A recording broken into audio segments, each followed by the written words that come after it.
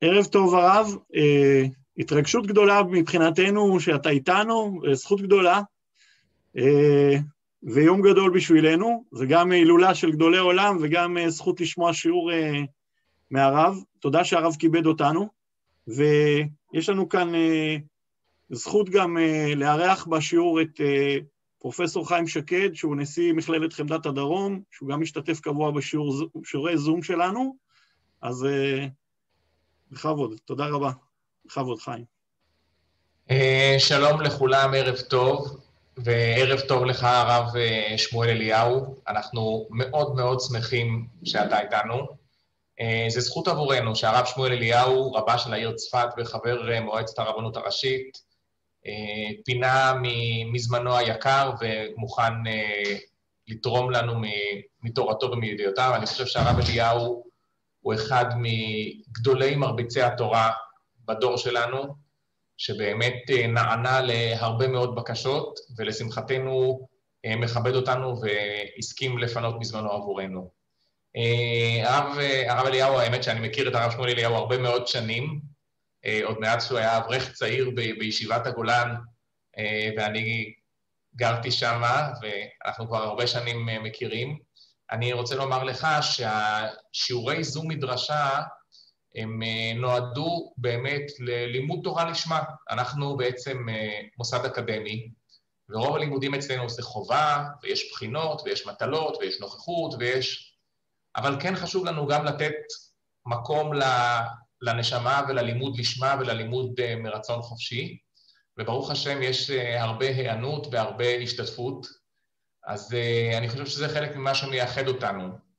אנחנו משלבים בין מצוינות אקדמית במסגרות הרגילות שלה, לבין גם קצת נשמה יתרה, שבעיניי נותנת לנו חוסן לכל אחד מאיתנו. הדברים האלה שאנחנו עושים בשביל עצמנו ולשם ההתפתחות הרוחנית שלנו, הם חלק ממה שנותן לנו את החוסן, שעוזר לנו להתמודד בכל מיני מצבים, וגם בימים האלה של הקורונה. אז אני מברך את כל המשתתפות הרבות שנכנסו לשיעור, מתוך המכללה וגם מחוצה לה, ושוב מודה לך, ובבקשה, הבמה שלך. אתה מושתק, רגע, אתה מושתק, הרב שמואל? תודה רבה. שומעים? כן, כן. שומעים. אז על מה אתם רוצים לדבר? על מה אתם רוצים שאני לדבר? על ההילולות שלה יש הערב? הנושא המוגדר הרב היה חיים על פי חיי תורה, איך עושים את זה? חיי התורה הלכה למעשה, איך עושים את זה? אז טוב, תחת הכותרת הזאת אפשר בהחלט לדבר על היום הזה. בעיניי זה יום מיוחד, היום זה ההילולה של רבי יעקב אבוחצירא. אני רוצה לספר עליו כמה מילים, ומשם אנחנו ניכנס לנושא שלנו. רבי יעקב אבוחצירא עלה לארץ בתקופה מאוד מיוחדת, קצת לפני העלייה הראשונה, תר"ם, 1880, ולמה זה כל כך מפליא, מדהים? הוא היה בדרכו לארץ ממרוקו, והוא אומר לאנשים שביקשו ממנו להישאר, אי אפשר יותר להישאר, הגיע הזמן, אנחנו צריכים כבר לעלות לארץ ישראל. הקהילה ניסתה מאוד לשכנע אותו שישאר, שצריכים אותו. אמר להם, אתם צריכים אותי, תבואו יחד איתי. ואז הוא יוצא בשיירה גדולה ממרוקו, עובר באלג'יר, בלוב, במצרים, בתוניס, ואומר לכולם, הגיע הזמן, תעלו לארץ ישראל. כל דודי דופק. הדבר המפליא כמובן, שבאותה שעה שהוא עולה ממרוקו, באותה שעה מתעוררים יהודים ברומניה, בילויים, ומתארגנים בקבוצה ועולים לגדרה, כמו שכולנו מכירים. וממש באותה שעה, קהילות רבות ברוסיה מתארגנות את השם של חובבי ציון, וגם הן מתגבשות לכלל מעשה ועולות לארץ ישראל, וממש בקצה אחר של העולם, כולנו מכירים, בתימן, בלי שום דרכי תקשורת. מתארגנת קבוצה, כמה קבוצות של יהודים שעולים במסירות נפש, שאין כדוגמתה לארץ ישראל, ומיישבים את ארץ ישראל, ויהודים מבוכרה עולים, ויהודים מפרס עולים, ויהודים מעיראק עולים. זה לא כל עם ישראל, כמובן, אבל זה כבר תהליך, מה שאנחנו קוראים לו העלייה הראשונה. וכולם שואלים, איך הם תקשרו אחד עם השני? ויש גמרא מאוד מעניינת שאומרת, מניין לנו שחכם עדיף מנביא? אומרת הגמרא, מכך שאתה רואה שחכמים במקומות שונים בעולם מגיעים לאותה מסקנה, ופועלים בהתאם. איך זה יכול להיות? הרי הם לא שמעו אחד מהשני, לא היה ביניהם איזשהו סוג תקשורת שיכלו בעקבותיו לדעת שכך וכך צריך לעשות. אלא זה, זה נאמר, ונביא לבב חכם. כן? חכם עדיף מנביא. כשאדם לומד, אז זוכר להבין גם משהו פנימי. בלשון הרבי אלעזר הזקרי, כתוב, הוא אומר, והיה אם שמוע תשמעו על מצוותיי, כאשר אדם שומע על המצוות, לומד תורה, אז הוא זוכה גם לשמיעה פנימית, לאותו שופר גדול שהקדוש ברוך הוא תוקע בו לחירותנו, לאותו אשרקה להם ואקבצם, הוא שומע את הקריאה האלוקית, את כל דודי דופק, הוא שומע את הקריאה הזאת, וצריכים אנשים מאוד מיוחדים, רבי יעקב אבוחצירא היה עם הקול הזה, הוא שמע את הקול הזה, עולה לארץ ישראל, הוא לא זכה להגיע לארץ, הוא נקבר בדרך בדמנהור במצרים, אבל השיירה שהוא היה חלק ממנה, שהוא ארגן אותה, חלקה התפזרה, חלקה עלתה לארץ. המשפחה שלנו, מצד אמא שלי, משפחת שלוש, היא הייתה כתוצאה מאותה תנועה, מאותה זרם אנשים שעלה בעקבות הקריאה של רבי יעקב אבוחצירא, ולכן עד היום הוא נחשב כדמות מאוד משמעותית. השאלה אם הקריאה האלוקית נשמעת גם היום, האם השופר הגדול שהקדוש ברוך הוא תוקע בו לחירותנו נשמע גם היום? התשובה היא כמובן שכן. אנחנו באמצע תהליך עלייה של יהודים לארץ ישראל. התהליך לא נגמר. כן, יש נבואה שאנחנו אומרים אותה בתעניות. דרשו השם בהימצאו, קראו באותו קרוב, כי לא מחשבותיכם ולא דרככם דרכי, כי גבעו מים וארץ, כן גבעו דרכי מדרככם ומחשבותיי ממחשבותיכם. כולנו מכירים, נכון? ואז יש איזה משפט מאוד משמעותי. מהי המחשבה האלוקית הגדולה שאנחנו כבני אדם לא קולטים אותה? שאנחנו נדרשים לקלוט אותה. מהו הגודל? כן? כי גבעו שמיים וארץ, כן גבעו דרכי מדרככם ומחשבותיי ממחשבותיכם. אז הוא מביא דוגמה. כאשר ירד הגשם והשלג מן השמיים, ושם לא ישוב, כי ערבה את הארץ, והולידה, ואת צמיחה. תסתכל על תהליך הגשמים שיורדים בעולם.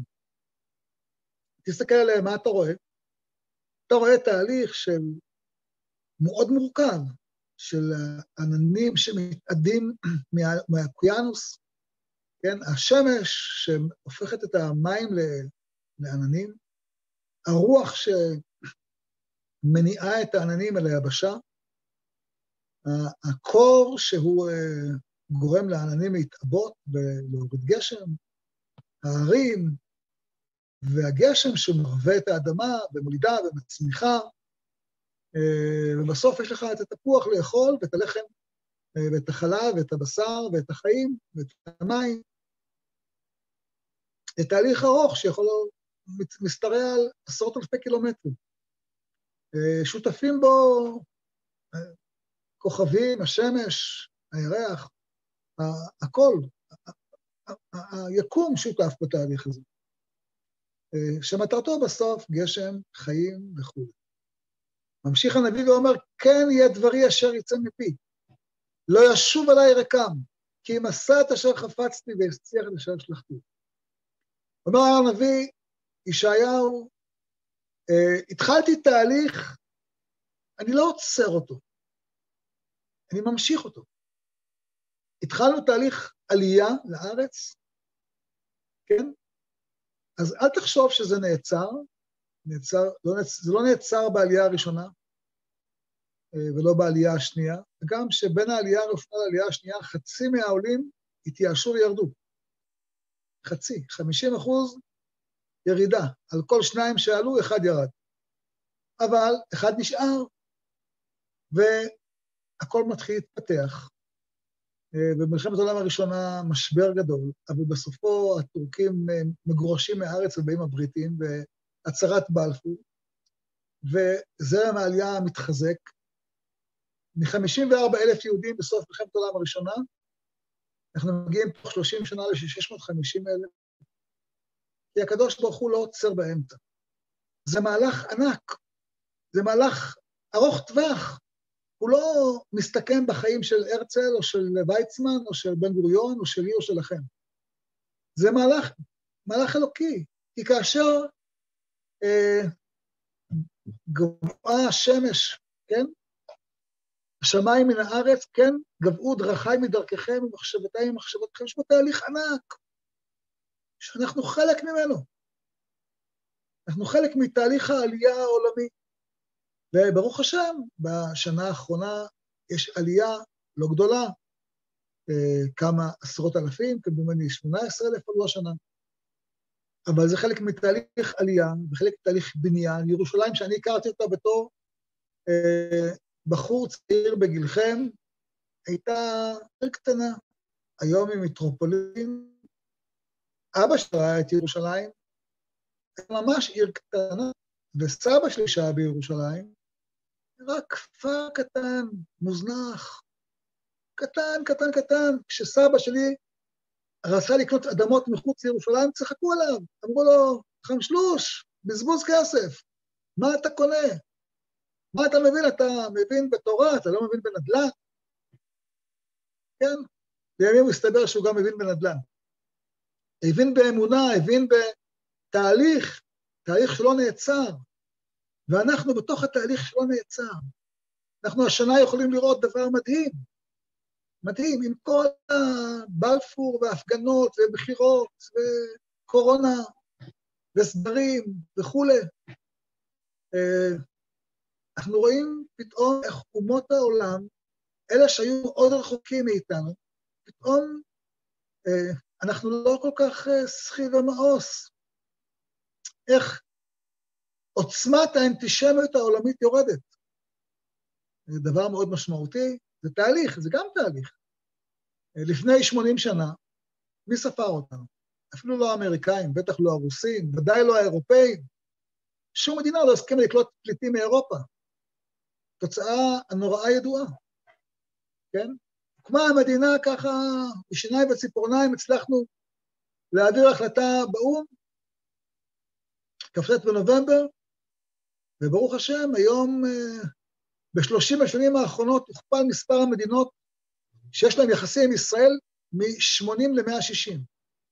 ב5 שנים האחרונות, בשנה האחרונה, פי 5, ורק השבוע שמענו שארדואן שכל כך ביזה אותנו ורדף אותנו ב10 שנים האחרונות, וניסה והשווה אותנו לנאצים ולקלגסים, ולמה לא? לשטן בכבודו ועצמו, פתאום הוא התהפך. פתאום קרה לו משהו השנה. מה קרה? יש פה תהליך. תחת היותך עזובה ושנואה, ושמתיך גאון עולם משוש דור ודור. אנחנו חיים בתקופה שבו אנחנו סומכים, ואני אומר לכל התלמידות של המדרשה, כל המצטרפות, תדעו, אנחנו בתהליך מדהים. וצריך לשים לב, לא להתייחס רק לערפל שמכסה את הצמיחה. זה כמו חבלי לידה. אנחנו בתוך תהליך של חבלי לידה, יש כאב, זה לא פשוט, יש צער, זה לא פשוט, יש מגפה, יש אנשים איבדו את הפרנסה שלהם, אבל צריך לראות את התהליך הגדול, יש פה תהליך גדול שמתרחש בהתמדה כבר 140 שנה ויותר, תלוי מאיפה שמים את הנקודה הראשונה, בעלייה הראשונה או בעלייה שלפניה, או ביציאה מחומות ירושלים, זה לא משנה. בכל מקום, בכל נקודת זמן שתשימו, אנחנו בתהליך צמיחה, מתקדם, אף על פי שיש פה שם ירידות ונסיגות. אי אפשר להתעלם מהתהליך המדהים הזה, התהליך הצמיחה המדהים הזה, שאנחנו עובדים אותו, והוא לא הולך לייצר. אני אומר לכל התלמידות,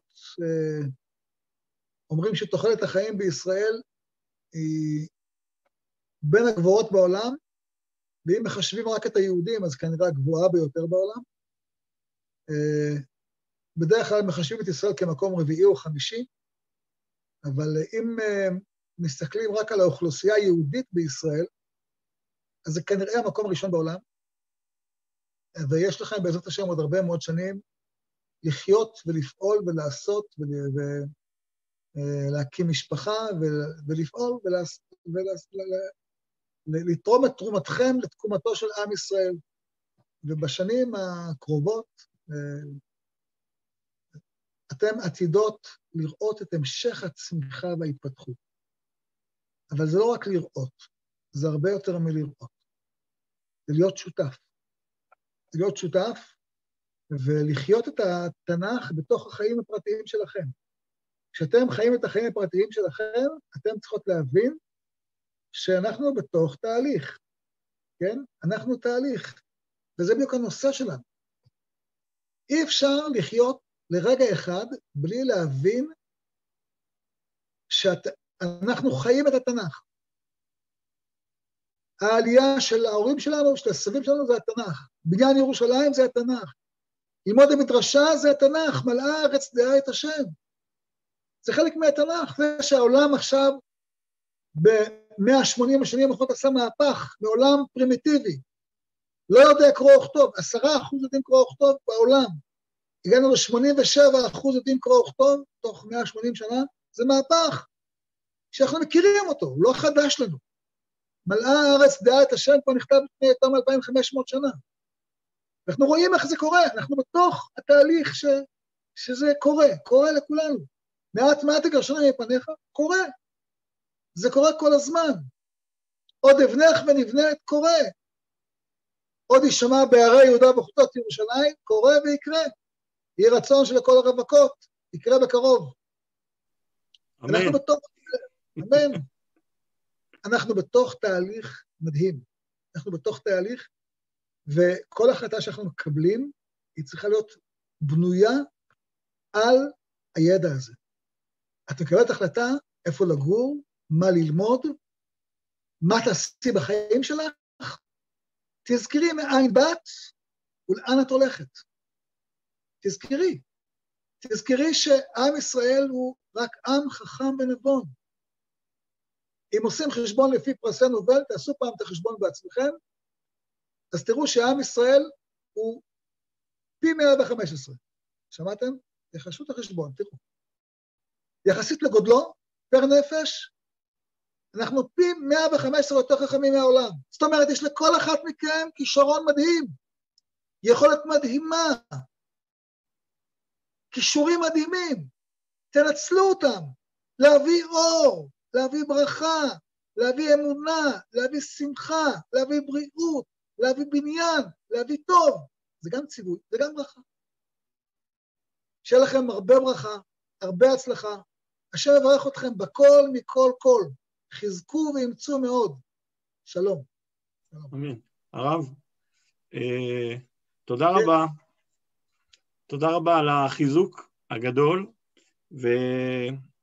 וביקשו שהרב יברך את אשתו של יונתן פולארד, שזקוקה לרפואה בתוך שער חולי עמך ישראל, אסתר יוכבד בת רייזל ברכה, ויש כאן עוד בקשה פרטית לחולה בשם משה שמעון בן סולנג' מרים, לרפואה שלמה, וכמובן, כמו שהרב בירך את כל הבנות, שבעזרת השם כל אחת תקים את בית המקדש הפרטי שלה, ותזכה לכל הברכות.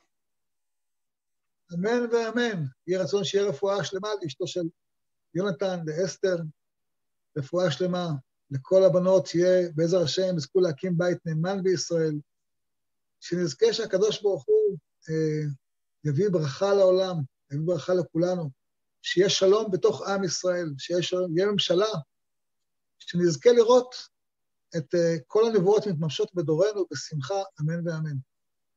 אמן. עוד שאלה על הרב, לגבי באמת, אנחנו יודעים שגם הרב וגם הרב מרדכי אליהו, זכר צדיק וקדוש לברכה, היה מאוד עודד את פולארד לאורך כל השנים. רציתי לשאול את הרב על הסגירת מעגל הנפלאה שהייתה שבוע שעבר, קצת שהרב ישתף אותנו ככה בנקודה הזאת, מהזווית שלו, קצת ברגשות, כי זה כל כך קרוב אלינו, לא יודע, סליחה על השאלה, אבל... לא, אתה פתחת עכשיו נושא לשעתיים. כן, כן, אני יודע, לא ככה, אתה יודע, לשתף אותנו, אנחנו כל כך התרגשנו, וחשוב לי לשמוע את הרב בנקודה הזאת, כי אני יודע שהרב עבר פה משהו מיוחד בעניין. אני אספר לכם שני סיפורים קטנים סביב יונתן. אני הגעתי לבקר אותו בכלא לפני כמה שנים בארצות הברית, והדבר המדהים ביותר שראיתי, שאני לא יכול לשכוח אותו, ואני רוצה לשתף אתכם בזה, זה היה אחרי 25 שנים שהוא כבר היה בכלא, הרבה שנים היה בצינוק. רוב בני אדם, אחרי כל כך הרבה שנים, יכולים להשתגע לאבד את השפיות. זה לא פשוט, במיוחד השנים שהיה בצינוק. וציפיתי לראות אדם עצוב, ממורמר, מיואש, כואב, כל מה שתגידו, כך ציפיתי. גם אם לא ככה זה לעצמי, אבל זו הייתה תחושה טבעית הפנימית. וכשראיתי אותו, אני מספר לכם את זה כי זה מול עיניי התמונה. כשראיתי אותו, ראיתי אדם כמו חתן יוצא מחופתו, שמח, מאיר פנים, מחוייך כולו, לא יאומן. זה לא נתפס בתוך הכלא, אתה פוגש אדם כולו מלא אור. וישבנו ודיברנו אותו כמה שעות, כל החיים שלו רק מלא אור, מלא אמונה, לא כועס על אף אחד, לא מסתר על מה שהוא עשה. מלא מחשבות לגבי העתיד, איך הוא יכול עוד להמשיך לתרום למען עם ישראל. אני אומר לכם, אני מבחינתי קיבלתי המון כוח מהחיוך הזה. שאם אתה חושב שמשהו לא מסדר לך בחיים, ואתה נכנס להם איזה דיכאון, או איזה מרמור, או איזה כעס, או איזה עצלות, או ייאוש, לא יודע, כל אחד... אתה אומר, אדם במצבו היה יכול להיכנס להכי ייאוש שבעולם, אבל ממש לא. הפוך לגמרי. וזה אני חושב שמר אותו בשפיות. הדבר השני שהוא סיפר לי, הוא אמר לי שהוא שאל פעם את אבא שלי, למה אבא כל פעם בא לבקר אותו, וכל פעם מתורח כל כך לטוס, זה לא בניו יורק, הבית כלא, זה בלב ארצות הברית, זה לא המקום שאתה יכול להגיע אליו בטיסה פשוטה. אז הרב אמר לו, אם היית הבן שלי, לא היית שואל את זה, נכון? אם הייתי הבן שלי והיית בבית סוהר, טבעי שאני אבוא לבקר אותך, נכון? אז אתה כמו בן בשבילי.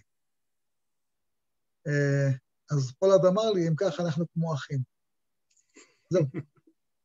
אז אנחנו כמו אחים, ואני מאוד אוהב אותו. אני מניח שגם אתם מרגישים אליו כמו אחים, ואתם מאוד אוהבים אותו, ואתם מאוד שמחים שהוא בא, וגם אני. כמו כולכם, גם אני מצפה לראות אותו. בעזרת השם, אני מקווה שכשהוא יוצא מהבידוד, אז נוכל להיפגש איתו. ואני מאוד מקווה, יותר מקווה, ממה שהכרתי אותו, האדם הזה עתיד להביא הרבה ברכה. אני מקווה שנזכה לראות את הברכה הזאת. אמן. טוב, הרב, תודה רבה. ממש תודה שפינית לנו מהזמן היקר שלך לתת לנו את הדברים הנפלאים האלה, ואני מאחל לך את כל הברכות שבעולם, ושכל הברכות שברכת אותנו, אז שברכת ידיעות של כולנו, שבעזרת השם יהיה לך פי מאות מזה, ונשמח לארח אותך ככה מדי פעם, לקבל חיזוקים ליום יום שלנו, ולצפות לבשורות טובות. בשמחה גדולה, תודה רבה. תודה רבה. בהצלחה. שלום שלום. תודה רבה. להתראות. תודה רבה לכל מי שהשתתפה בשיעור, היה מאוד מאוד מרגש, ובעזרת השם ניפגש בשיעור זום הבא. יישר כוח לכולם, ערב טוב ובהצלחה.